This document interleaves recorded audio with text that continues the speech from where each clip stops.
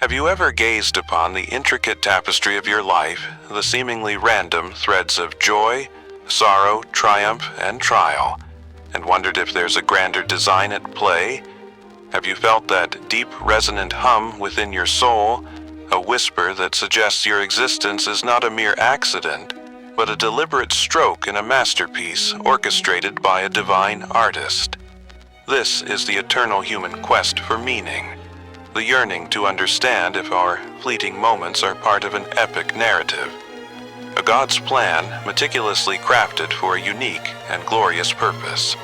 But then comes the crucial counterpoint, the undeniable power of your own will, your choices, your efforts.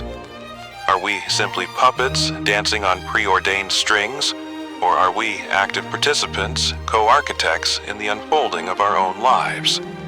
The truth, as profound as it is empowering, lies not in the starkness of either or, but in the dynamic synergy of both. There is indeed a divine plan, a magnificent blueprint for your highest becoming.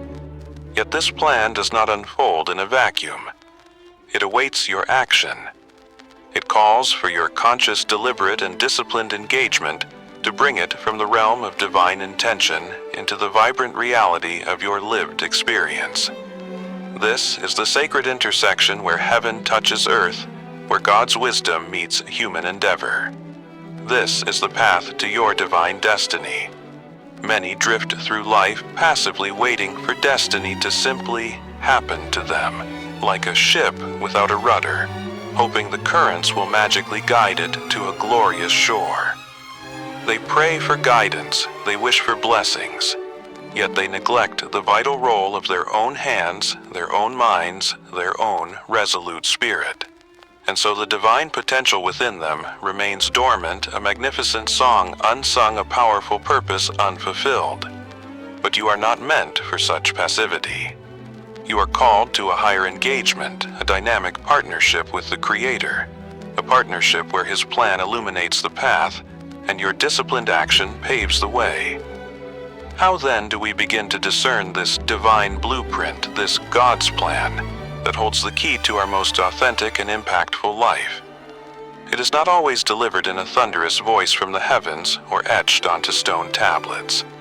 More often, it is revealed in the subtle language of the soul, in the quiet whispers of intuition, in the persistent passions that ignite your spirit, and in the unique constellation of talents and abilities that you alone possess. Think of your innate gifts, those activities that make you lose track of time, where you feel most alive, most yourself. Are these mere hobbies, or are they divine breadcrumbs, clues scattered by your Creator to lead you toward your unique purpose? That deep empathy you feel for others, that analytical mind that loves to solve complex problems, that creative urge that compels you to build, to write, to innovate. These are not random traits.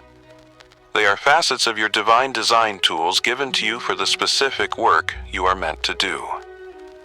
Consider the life of Florence Nightingale.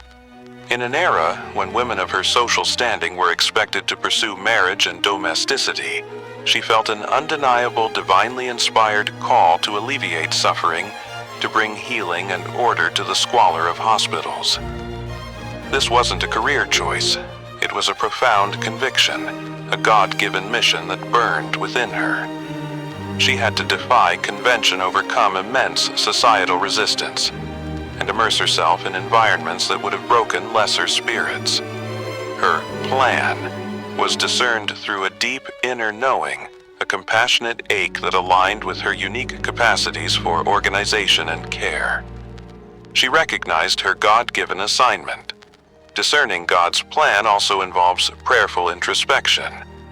Not prayer as a wish list, but as a humble seeking of guidance and opening of your heart and mind to receive divine impressions. It's creating stillness amidst the chaos of the world, so you can hear that still small voice that speaks truth and direction. Journaling your thoughts, your dreams, your recurring ideas can often reveal patterns, themes that point towards a larger, coherent plan. Pay attention to the doors that open and the doors that close. Sometimes, what seems like a frustrating setback is divine redirection, guiding you away from a path that is not yours, and towards one that is more perfectly aligned with your destiny. God's plan is not always a straight line. It often involves detours that teach crucial lessons and build essential character. The key is to remain observant, adaptable, and always attuned to the possibility of divine guidance in every circumstance. Furthermore, God's plan for you will always resonate with principles of love, service growth, and contribution. It will call you to become a better version of yourself, to use your gifts not just for personal gain, but for the uplifting of others. If a path feels entirely self-serving, rooted in ego or fear, it is likely a deviation from the divine blueprint. The true plan of God elevates both you and the world around you. This discernment is the crucial first step.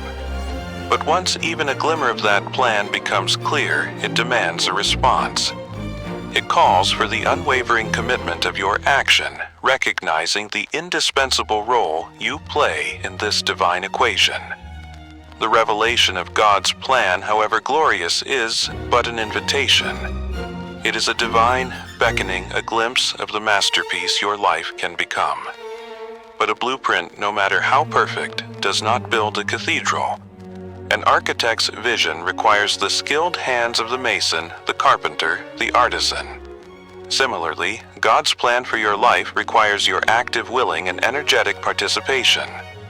Your action is the indispensable human element in the divine equation. It is the bridge between heavenly design and earthly manifestation. To believe that God will do it all while you sit idly by is to misunderstand the very nature of your co-creative partnership with the divine. You are endowed with free will, with intelligence, with the capacity for effort and choice. Precisely so, you can be an active agent in your own becoming and in the unfolding of God's purposes in the world. There is an immense dignity in this responsibility. Your actions matter. Your choices have weight. Your efforts are seen and valued by your Creator. Think of Moses, called by God to lead his people out of bondage. The plan was divine liberation and a journey to a promised land. But this plan was not self-executing. It required Moses to confront Pharaoh, to lead a nation through the wilderness, to mediate disputes, to persevere through doubt and rebellion. At every step, God provided guidance, miracles, and support. But Moses had to act. He had to speak when commanded, to lift his staff to climb the mountain. His faith was expressed not just in belief, but in courageous, often difficult action. God's power flowed through Moses' obedience and effort. Often, the fear of inadequacy or the sheer scale of the perceived task can paralyze us. We see the grand vision, the God-sized dream, and we shrink back thinking, "Who am I to accomplish this?" But God does not call the qualified, He qualifies the called. He provides the strength, the resources, the wisdom, as you step out in faith and take action. The first step, even a small one taken in alignment with His perceived plan, unleashes divine assistance in ways you cannot imagine while you remain stationary. Your action is an affirmation of your faith. It's telling God, "I trust your plan, and I am willing to do my part." It's moving from passive hope to active engagement. This doesn't mean you won't feel fear or that you will always know the next 10 steps. Often, clarity comes through movement. As you take the one step you do see, the next will be illuminated. It's like driving at night. Your headlights only show a certain distance, but by consistently moving forward, you can complete the longest journey. Consider the parable of the talents. The master entrusted his servants with resources, expecting them to use and multiply what they were given. Those who took action, who invested, and worked with what they had, were rewarded. The one who passively buried his talent out of fear was rebuked. This teaches a profound spiritual principle. God entrusts you with gifts, opportunities, and a spark of His divine plan. He expects you to act upon them, to use them, to multiply them. Your action honors His investment in you. Therefore, let go of the notion that destiny is something that simply befalls you. Embrace the truth that you are a co-creator with God. His plan provides the what and the why. Your action provides the how and the when. It is this dynamic interplay, this sacred partnership between divine intention and human endeavor, that births miracles and shapes destinies. And the critical ingredient that harmonizes God's plan with your action is the often misunderstood but utterly essential quality of divine discipline. When we hear the word discipline, our minds often conjure images of harsh restriction, joyless obligation, or even punishment. But in the context of co-creating your divine destiny, discipline takes on a far more inspiring and sacred meaning. It is not about self-flagellation, but about self-love expressed through focused commitment. It is the consistent, intentional, and loving alignment of your thoughts, habits, and actions with the divine plan you have discerned for your life. Divine discipline is the bridge you build, plank by plank, between the glorious vision in God's mind and its tangible manifestation in your reality. This is not the rigid, fear-based discipline of mere willpower, which often burns out quickly.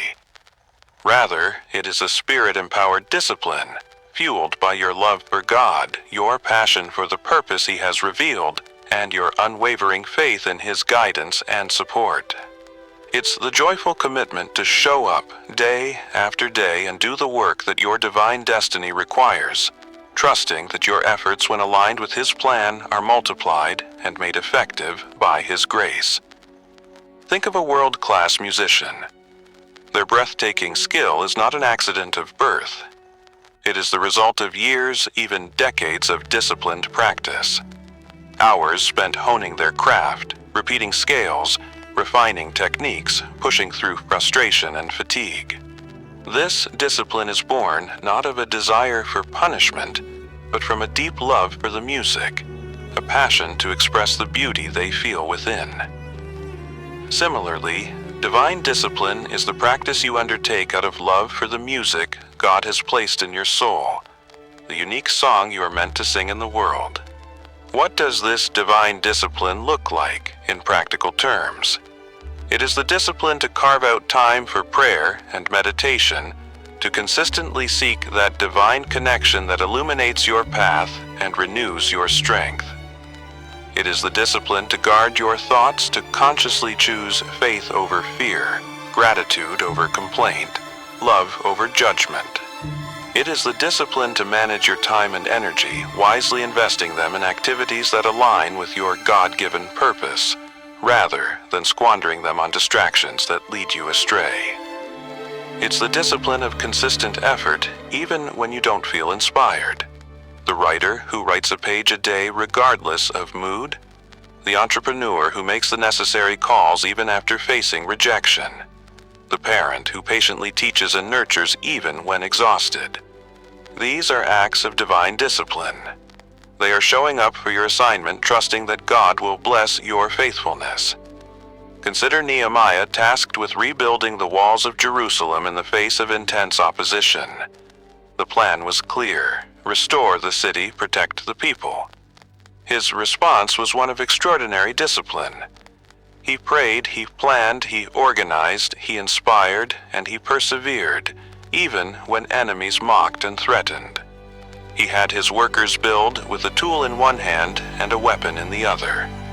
That is a powerful image of divine discipline, working diligently on God's project, while simultaneously defending it against the forces of negativity and discouragement, both internal and external. This discipline is not about achieving perfection. You will stumble. You will have days when your focus wavers.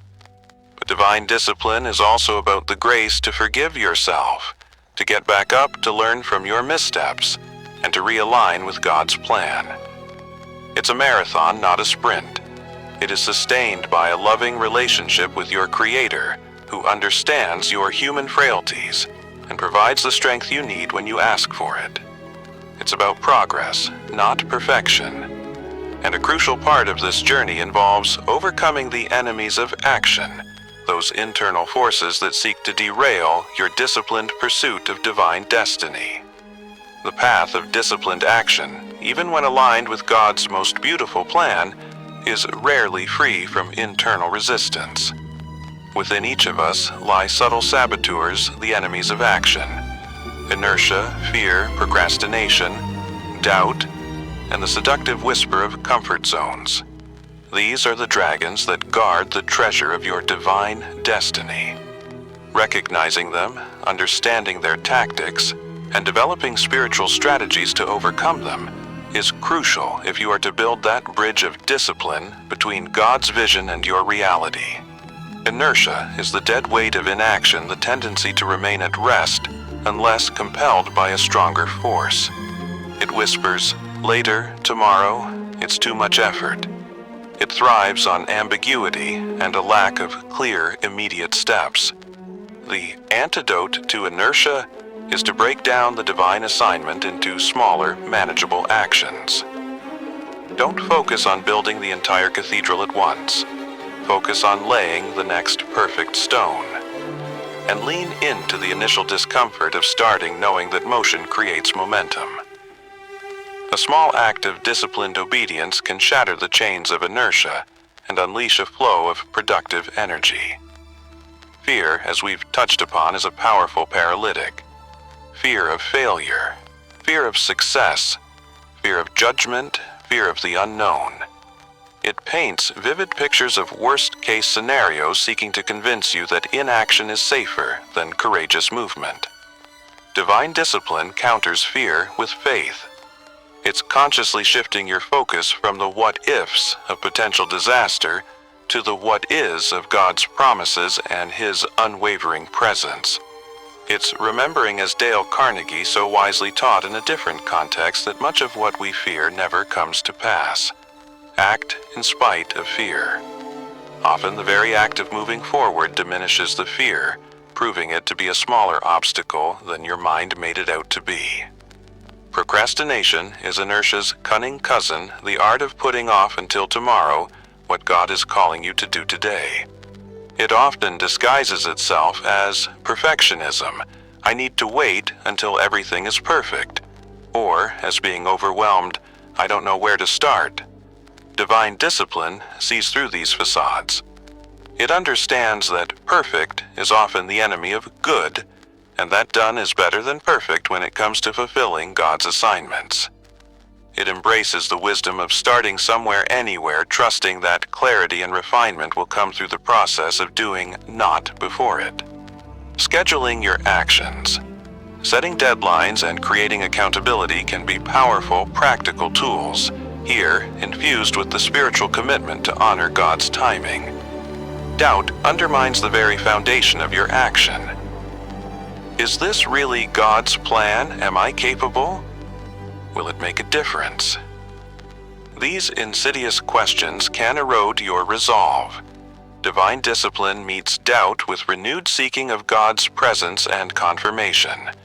It revisits the initial clarity, the core convictions, the affirmative signs that pointed you toward this path. It surrounds itself with faith-filled influences and actively rejects the voices of negativity, both internal and external. It chooses to believe in God's power working through you more than it believes in its own perceived limitations. And then there's the seductive allure of the comfort zone. God's plan almost invariably calls you to stretch beyond your current familiar territory.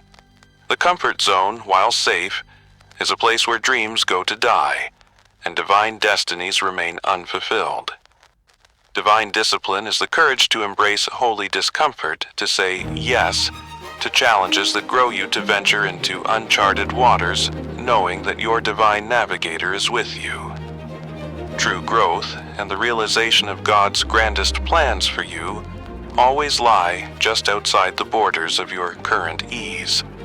Overcoming these enemies is not a one-time battle, but an ongoing practice of spiritual vigilance and courageous choice. Each time you choose disciplined action over inertia, faith over fear, promptness over procrastination, belief over doubt, and growth over stagnant comfort, you strengthen your spiritual muscles. You become more adept at recognizing these internal foes and more skilled in wielding the divine power that defeats them. This consistent victory moment by moment, day by day, leads to the beautiful harmony found in the Symphony of Co-Creation. When your disciplined action aligns consistently with God's discerned plan, something truly magical begins to unfold. It's as if the gears of heaven and earth mesh perfectly, creating a powerful synchronized movement towards your divine destiny. This is the Symphony of Co-Creation, a harmonious interplay where your dedicated efforts are met amplified and guided by the unmistakable hand of the divine. It's in this sacred space that you witness the evidence of your partnership in its most beautiful and compelling forms. Suddenly, synchronicities abound. The right people show up at precisely the right moment. An unexpected opportunity lands in your lap, perfectly aligned with the project you're working on. You stumble upon a piece of information that unlocks a problem you've been wrestling with for weeks. These are not mere coincidences. These are the orchestrations of your divine partner responding to your faithful, disciplined action. God begins to arrange circumstances, align resources, and open doors in ways that you could never have engineered on your own. Think of George Washington Carver listening intently to God for insights into the humble peanut and sweet potato. His disciplined experimentation in the laboratory, his persistent efforts to find new uses for these crops was his part of the action. The still, small voice, providing him with innovative ideas, sometimes hundreds for a single plant, was God's part of the plan. The result, a symphony of agricultural innovation that revitalized the Southern economy and offered new livelihoods to impoverished farmers. His disciplined work, infused with divine inspiration, created a legacy far greater than he could have envisioned alone. In this symphony, your efforts, no matter how humble they may seem, take on a greater significance. The daily grind, the repetitive tasks, the challenging steps. When performed with the discipline born of divine partnership, they become notes in a beautiful composition. There's a sense of flow, an inner knowing that you are on the right track even when the work is hard. The struggle doesn't necessarily disappear, but it is imbued with a deeper meaning, a sense of holy purpose. You may also experience an acceleration of progress. Obstacles that once seemed insurmountable begin to dissolve. Solutions appear more readily. Your capacity seems to expand, and you achieve more with less strain because you are no longer operating solely on your own limited strength. You are tapped into an infinite source of wisdom, energy, and creativity. This is the grace of co-creation, where your 5 loaves and 2 fishes offered with disciplined faith are multiplied to feed thousands. This harmonious collaboration also brings a profound sense of peace and joy, even amidst intense effort. There's a rightness to it, a feeling of being perfectly aligned with your deepest self and with the intentions of your Creator. The anxiety of trying to control everything gives way to the serenity of trusting your divine partner and focusing on your part of the work. This is the sweet music of a life lived in true collaboration with God. The Symphony of Co-Creation is not about achieving a flawless performance every time. There will be discordant notes, moments when you feel out of sync. But your disciplined commitment to return to the score, God's plan, and to continue playing your part with renewed focus, allows the harmony to be restored. It's a continuous dance of listening, acting, trusting, and witnessing the marvelous ways God weaves your disciplined efforts into His grand design. This leads ultimately to the profound fulfillment of living your divine destiny. And so through the unwavering embrace of God's plan and the courageous commitment to your action, fueled by the sacred fire of divine discipline, you arrive at the threshold of living your divine destiny. This is not a distant, unattainable dream, but the lived reality of a soul aligned with its Creator, actively participating in the unfolding of its highest purpose. It is the culmination of discerning His blueprint, embracing your role, and consistently lovingly showing up to do the work that only you can do. Living your divine destiny is to experience a profound sense of wholeness, where who you are, what you do, and why you do it are in perfect harmonious accord. The gnawing emptiness of a life misaligned, the frustration of untapped potential, the anxiety of directionless striving, these give way to a deep abiding peace and a vibrant sense of purpose. You wake each day with clarity, knowing that your efforts, no matter how grand or humble in the eyes of the world, are contributing to a divine masterpiece. This is the life exemplified by those who have truly left their mark, not just in terms of worldly achievement, but in terms of spiritual impact and lasting legacy. Think of Mother Teresa discerning God's plan to serve the poorest of the poor. Her action was relentless, disciplined, and deeply personal, ministering to one soul at a time in the slums of Calcutta.